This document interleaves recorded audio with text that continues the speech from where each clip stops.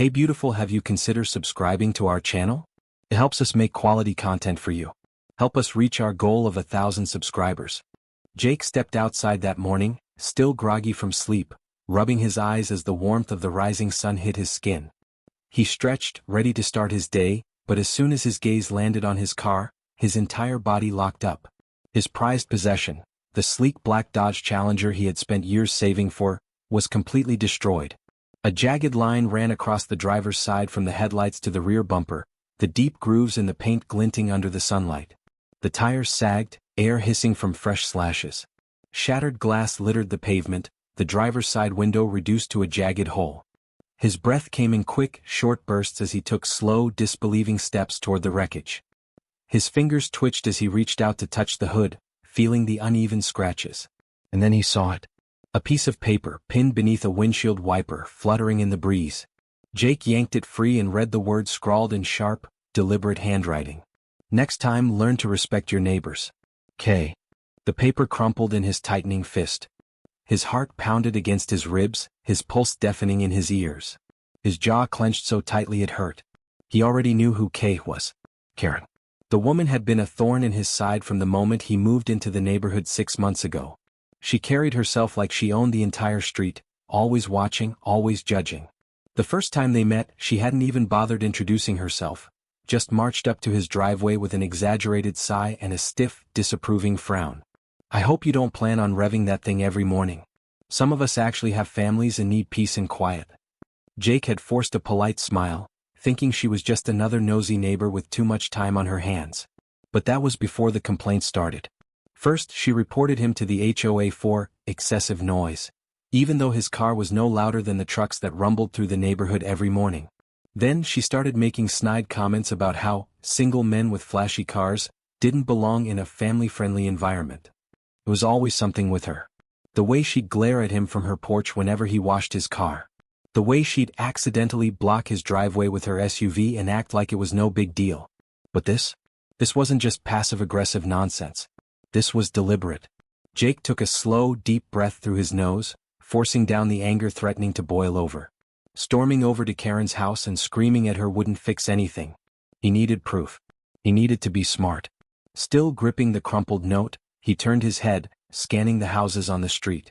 A few neighbors were outside, pretending not to look, their eyes flicking toward him before quickly darting away. They knew. He could see it in the way they shuffled their feet, the way some turned and walked back inside. But no one wanted to get involved. His gaze settled on Mrs. Thompson, the elderly woman who lived 2 houses down. She stood on her porch, watering her flower bed with shaky hands, her lips pressed together in a tight line. Jake took a steadying breath and walked over. Mrs. Thompson. His voice was calm, measured. He held up the note. Did you see anything last night? The woman hesitated, shifting on her feet. She looked down at her flowers, pretending to focus on a particularly stubborn weed. Oh, I don't know, dear, she murmured. It was dark. Jake narrowed his eyes. Please.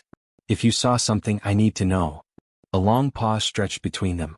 Then, with a sigh, she finally looked up at him, her wrinkled face creased with worry. I saw her, Jake, she said in a hushed voice. Late last night. She was standing by your car for a long time. I thought about saying something, but well, you know how she is. Yeah, you did. Jake nodded, his grip tightening around the note. He wasn't surprised, but hearing it confirmed sent another wave of fury rolling through him. Karen had crossed a line, and she was going to regret it. Jake spent the rest of the morning documenting the damage, his hands steady despite the simmering anger beneath the surface. He snapped photos from every angle, making sure to capture every scratch, every punctured tire, every shattered piece of glass. His car was more than just a machine to him, it was a symbol of years of hard work, of sacrifices made, of long shifts and sleepless nights. And now, because of Karen's entitled arrogance, it was nothing more than a vandalized wreck sitting uselessly in his driveway. The note sat on the hood, the ink still crisp, taunting him. Jake exhaled sharply and shoved it into his pocket before making his way back inside. He needed a plan. After a few quick calls, he had a rental car arranged for the next few days while he figured out repairs. But that was only a temporary fix. Karen had to face consequences, and he needed undeniable proof. He spent the next few hours installing a set of security cameras, positioning them carefully to cover every angle of his driveway and the street beyond. If she tried anything again this time there would be no escaping it. By early evening he took a slow walk around the neighborhood, hoping to gauge the atmosphere.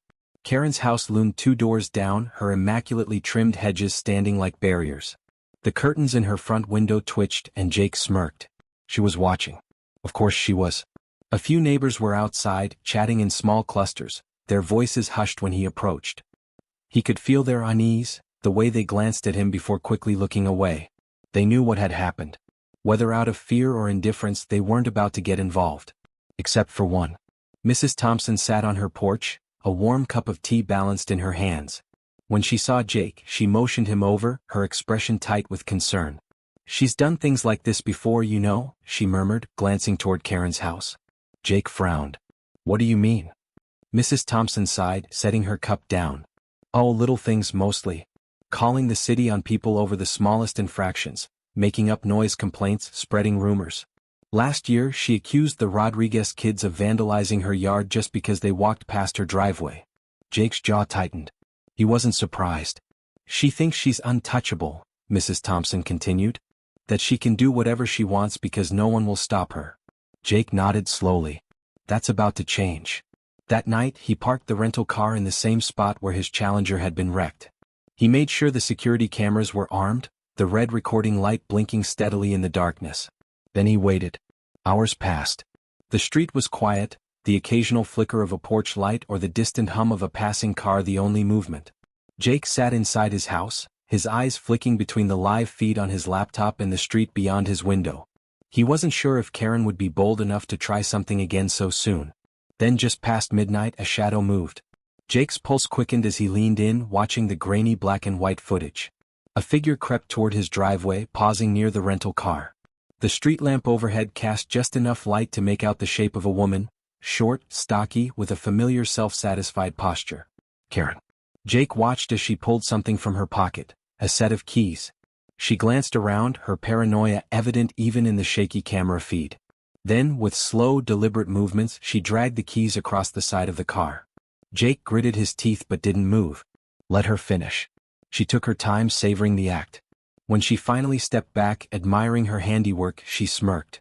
Then, as if to put an exclamation point on her crime, she turned and spat on the hood before striding back toward her house. Jake exhaled, forcing himself to stay calm. He had her. The next morning he wasted no time taking the footage to the police station.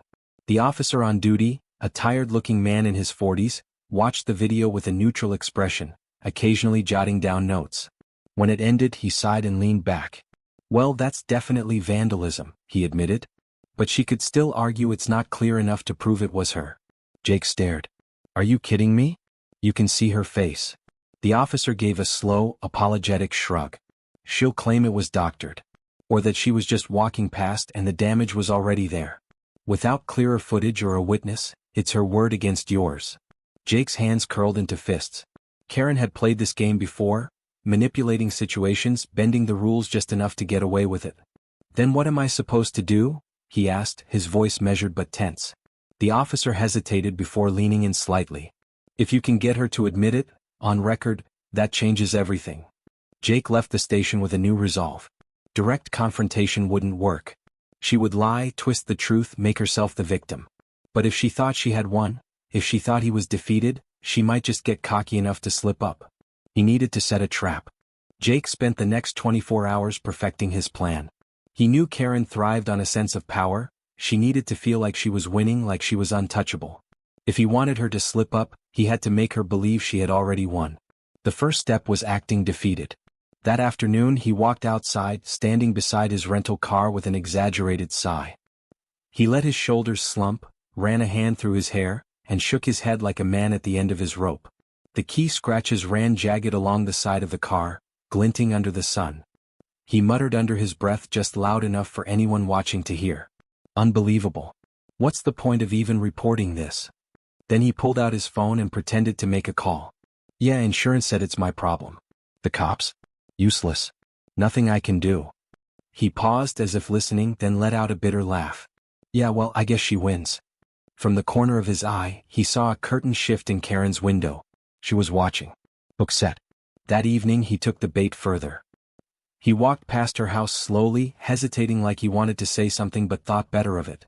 He made sure his expression carried just the right mix of frustration and resignation. He wasn't fighting back. He was giving up. Karen couldn't resist. The next morning, she was outside watering her perfectly arranged flower bed when Jake stepped out to grab his mail. As he turned to head back inside, she called out. "Morning, Jake," she said, voice dripping with faux sweetness. Jake forced a tight-lipped smile and nodded, hesitating just enough to make her think he was uncomfortable. He started to walk away. "Shame about your car," she added. He stopped. Slowly, he turned back to her, eyebrows drawn in forced confusion. "Sorry?" She tilted her head, eyes gleaming with amusement. "I mean, first the other one, now the rental? You must have the worst luck." Jake exhaled sharply, shaking his head. Yeah, I guess I do." Karen smiled. It was small, barely there, but it carried a smugness that set his teeth on edge. "Some people just don't belong in certain neighborhoods," she continued, waving her hand dismissively. "It's nothing personal, of course." Jake let his fingers tighten around the stack of mail. He didn't need to push her. Not yet. She was almost there. Later that night, he set up the final part of his plan. The small recording device sat inside his jacket pocket, ready to catch every word. He checked his phone one last time. Live camera feeds from his security system running smoothly. He had both audio and video now. All he needed was one final push. Under the glow of the streetlights, he walked over to Karen's house and rang the doorbell. A few seconds later, she appeared, dressed in a silk robe, a glass of wine in hand.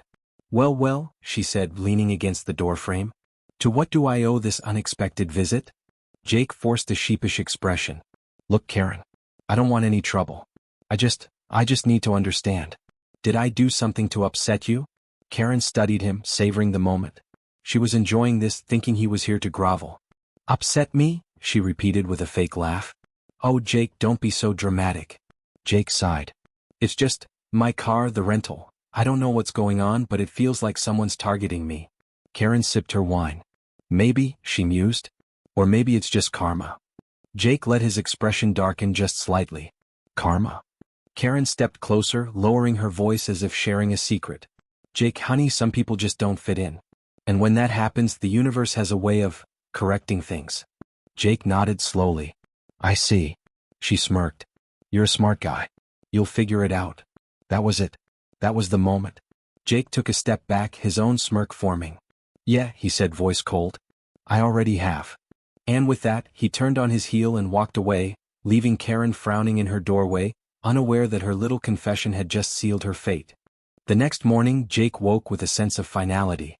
The recording sat on his phone, clear as day. Every smug word Karen had spoken, every arrogant syllable, perfectly preserved.